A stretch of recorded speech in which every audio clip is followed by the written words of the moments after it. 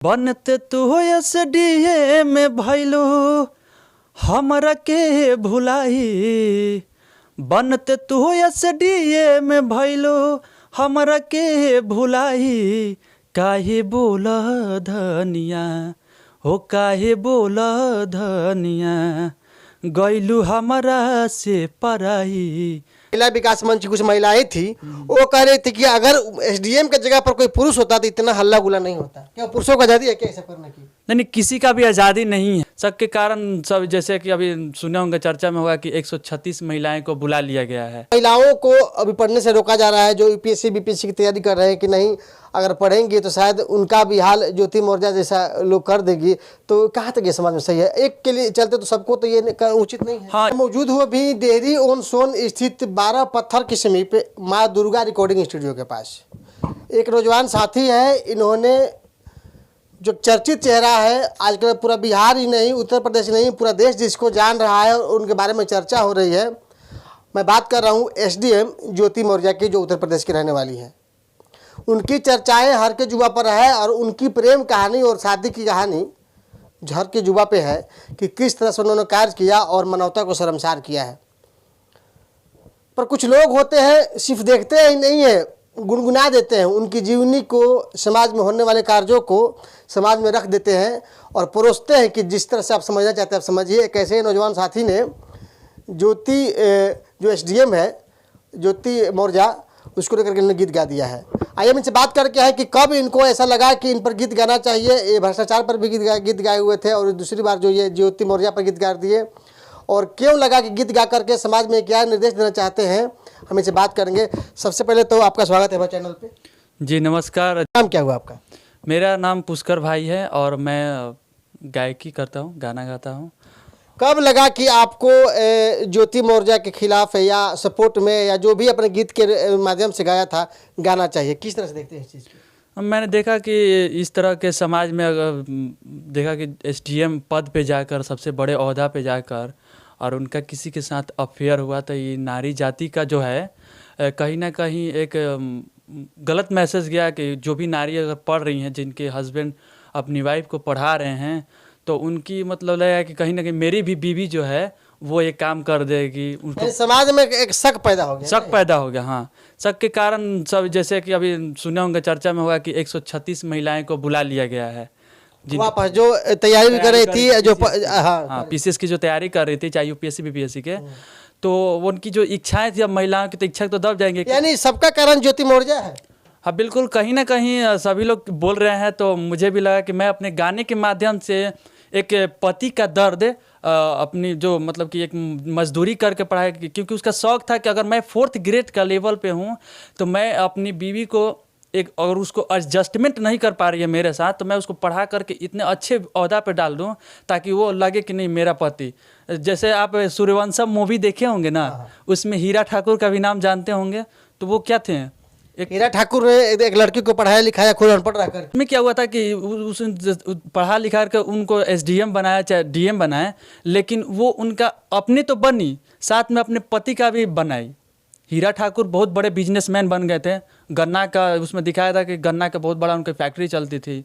तो कोई कहीं ना कहीं मुझे लगता है कि अगर एक पति जो है अपनी पत्नी को पढ़ा करके बड़े ओहदा पे ले जाती है, तो पत्नी का कर्तव्य होता है कि अपने पति का उससे भी ज़्यादा लेवल पे ऊंचा अपना नाम दे दें, ताकि नहीं लगे कि मेरा पति मेरे लिए। कौन सा गीत है जो आपका वायरल हो रहा है, और थोड़ा सा गीत गुनगुना दीजिए आप। हाँ, मैंने ही खुद अपने माध्यम से मैंने गीत लिखा है, और इस गीत का माध्यम है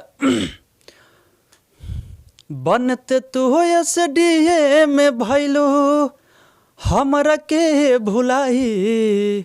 बनते तू एसडीए में भइलू हमरा के भुलाई। काहे बोल धनिया हो काहे बोल धनिया गइलू हमरा से पराई। काहे बोल धनिया। यानी कि उनके पति गा रहे हैं इसको? जी, इनके पति का दर्द मैं अपने आवाज़ से देना चाहता हूँ, क्योंकि एक पति को लगता है ना कि मैंने पढ़ाया लिखा। आप भी नौजवान है, युवक है, और नौजवानों का दुख दर्द, और जो पति जो कमाते उसका दुख दर्द समझते हैं। हाँ बिल्कुल समझ। ठीक है, वहीं गुनगुनाइए आप। ठीक है, तो मैं बोलूँगा कि बनते तू एसडीए में भैलू हमरा के भुलाई, बनते तू एसडीए में भैलू हमरा के भुलाई, काहे बोला धनिया हो काहे बोला धनिया, भैलू हमरा से पराही, काहे बोला धनिया, कर्ज लेके तोहके पढ़वनी हमरा के गैलो भुलाई, कर्ज लेके एसडीएम बनवनी हमरा के गैलो भुलाई, काहे बोला धनिया हो काहे बोला धनिया, भैलू हमरा से पराही, काहे बोला धनिया। बहुत सुंदर आवाज़ में आप गीत गाते हैं और मास्टर श्रोते के गले में आवाज़ करती है।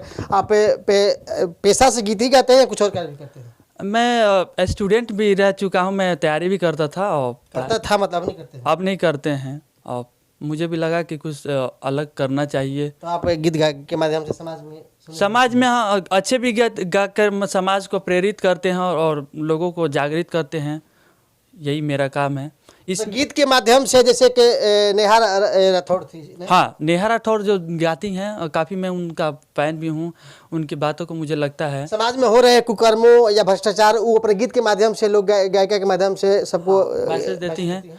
हम भी, मेरा भी बहुत सारा सॉन्ग आया हुआ भ्रष्टाचार पे, बहुत सारे ऐसे मतलब अच्छे भी गाने गाए, बहुत सारे अच्छे गाने हैं, आप सुन सकते हैं। अच्छा, ज्योति मौर्या पे अपन गीत गाया, क्या लगता है आपको कितना असर पड़ा है समाज में उन पढ़ने वाली महिलाओं पे, उन लड़कियों को जिसका सपना था, ऐसा नहीं लगता है कि ठेस पहुंचे उनके सपनों पर? हाँ सपना पे तो ठेस पहुंचा है, क्योंकि नारी जाति का बदनाम हो गया ना। अब नारी जाति का बदनाम होता एक तरह से दागी न लग गया उस पर। तो वही चीज़ है कि अगर मान लीजिए कि सपोज डेट हम 4th ग्रेड पे हैं, अपने ऊपर एग्जाम्पल लेकर दे रहे हैं कि हम 4th ग्रेड पे हैं, तो मेरी इच्छा थी कि मेरी अगर पत्नी पढ़ने में ठीक ठाक है तो उसको मैं पढ़ा करके एक अच्छा कि उसको अनकम्फर्टेबल ना लगे कि हम एक एडजस्टमेंट ना करना पड़े कि अपने पति मेरा 4th ग्रेड पे है। क्योंकि मैं चर्चा में सुना था, पता चलता है कि मैंने उनका मैसेज मुझे मिला था कि मतलब सोशल मीडिया के माध्यम से बोल रही थी कि पहले तो मुझे धोखा देकर शादी किया गया। तो ठीक है, आपको धोखा देकर शादी किया गया तो आप 10 साल उनके साथ रही ना, उनके बच्चे हैं तो उनके 2 बच्चे भी हुए, जुड़वा बच्चे भी हुए हैं, आप रहे हैं। अगर आपके साथ धोखा होता तो उसी समय आप तलाक ले लेते। यानी कहीं पूरा का पूरा जो गलतियां है वो एसडीएम जो मोहतरमा है उनके बिल्कुल बिल्कुल उनके माध्यम से ही गलतियां हुई हैं। क्यों ना उनको उनके पद से इस्तीफा दे दिया, बर्खास्त कर दिया जाए? बहुत मांगे तो उठ रही हैं, मांगे उठ देना ही चाहिए, क्योंकि वैसे व्यक्ति को। चलिए नौजवान साथी है या जो लोग हैं, जो व्यक्ति हैं हमारे पीछे इंसान है, मांग कर हैं। लेकिन हमने एक पत्रकार का खबर देखा था, भी महिला विकास मंच की कुछ महिलाएं थी, वो कह रही थी कि अगर एसडीएम की जगह पर कोई पुरुष होता तो इतना हल्ला गुला नहीं होता। क्या पुरुषों को आज़ादी है क्या ऐसा करने की? नहीं, किसी का भी आज़ादी नहीं है। अगर किसी का पर्दाफाश किसी का हुआ है तो ये बड़े एसडीएम जो है तो बहुत बड़ा पद होता है, पीसीएस लेवल। छोटी मोटी घटना नहीं है, छोटी मोटी ये घटना नहीं है। और महिला विकास मंच वाली जो हैं वो लोग को लगता है कि सिर्फ यही काम बचा हुआ है कि एक नारी बढ़ गई, उनका लगता है कि एक नारी बढ़ गई। अरे भाई, जहाँ पूरा देश एक तरफ खड़ा है उस मर्द के पीछे जो कि मेहनत मजदूरी करके एसडीएम बनाया, और उन जो विकास मंच की महिलाएं वो कह रही है कि अगर पुरुष होता उनके जगह पर तो ऐसा नहीं होता। ये महिला इसीलिए इसको बदनाम किया जा रहा है। नहीं, उनका मैंने सुना तब महिला तो बदनाम नहीं किया जा रहा है, बल्कि महिला आप शादीशुदा होकर के ये जो काम निर्णय लिए हैं, ये जो आप निश्चित हरकत किए हैं, इनकी बदनामी, इस पद की बदनामी हो रही है। जो वीणा मानवी करके नाम है, जो महिला मंच के 4-5 लोग हैं, मैं उनका इंटरव्यू देखा था, जो रवि भट्ट जी हैं जो ले रहे थे। मैंने देखा को बोल रही थी, एक बार बोल रही थी न्यूज़ में देखा कि मेरी बेटी को अगर उसकी हस्बैंड अगर तैयारी पीसीएस का और यूपीएससी का कर रही है और उसको हटाए तो मैं तलाक दिलवाती। क्या मतलब कि आप मैसेज क्या देना चाहते हैं समाज में? आप क्या मैसेज देना चाहते हैं? यही कि आप नारी होकर के क्या मतलब आपका यही ठीका लिए हैं कि बस अक्सर उनका न्यूज़ देखते हैं। हमको लगता है कि आप सिंगर होने के नाते नाते एक विभाग तरीके से बोलने वाले वक्ता भी हैं। आपको मुझे जो समाज में गलत लगता है, देखिए सही मुद्दा पे कोई बात ही नहीं करता है। जब भी देखते हैं कि सिर्फ टीआरपी और इसी के लिए बात करता है, सही जो एग्जैक्ट इनफैक्ट जो रियल मुद्दा होना चाहिए उस पर लोग बात करना चाहिए।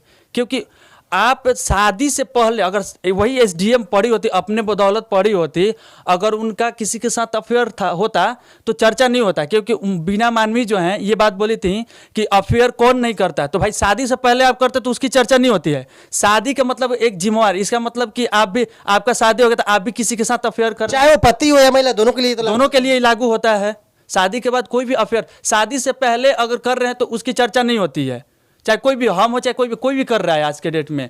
लेकिन करना एक सही मतलब कि एक है, लेकिन आप चलिए एक लंबा चल बातें भी हो जाएंगी। एक सवाल मेरे जहन में और है कि क्या जो महिलाओं को अभी पढ़ने से रोका जा रहा है, जो यूपीएससी बीपीएससी की तैयारी कर रहे हैं कि नहीं अगर पढ़ेंगे तो शायद उनका भी हाल ज्योति मौर्या जैसा लोग कर देगी, तो कहाँ तक ये समाज में सही है? एक के लिए चलते तो सबको तो ये उचित नहीं है। हाँ, एक के वजह से सबको ये झेलना पड़ रहा है, क्योंकि उनको लग रहा है ऐसा कि कहीं ना कहीं मेरे साथ भी ऐसा हो जाएगा। हर पुरुष ये सोचता है, क्योंकि एक बात बताना चाहते हैं कि एक पढ़ा लिखा और एक रोजगार पति, एक बेरोजगार और एक अनपढ़ जो शादी कर लेता है, सपोज दैट कि वो पढ़े लिखे हैं तो उसके साथ जीवन गुजार लेता है। लेकिन एक पढ़ी लिखी एक बड़े ऊंचे पद की महिला, क्या 4th ग्रेड के लेवल उनको अनकंफर्टेबल लगा, तभी ना वो नहीं गुजार पाई, तभी ना उनका कमांडेड के साथ चला।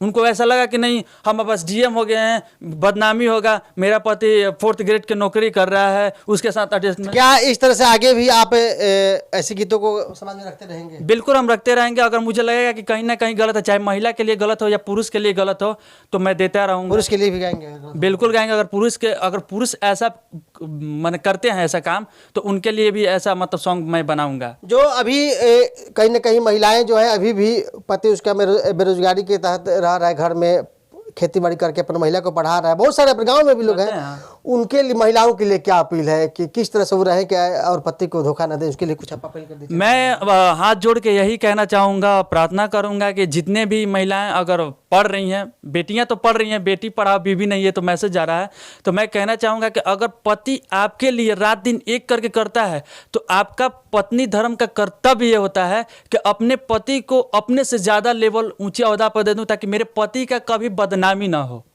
ठीक ना?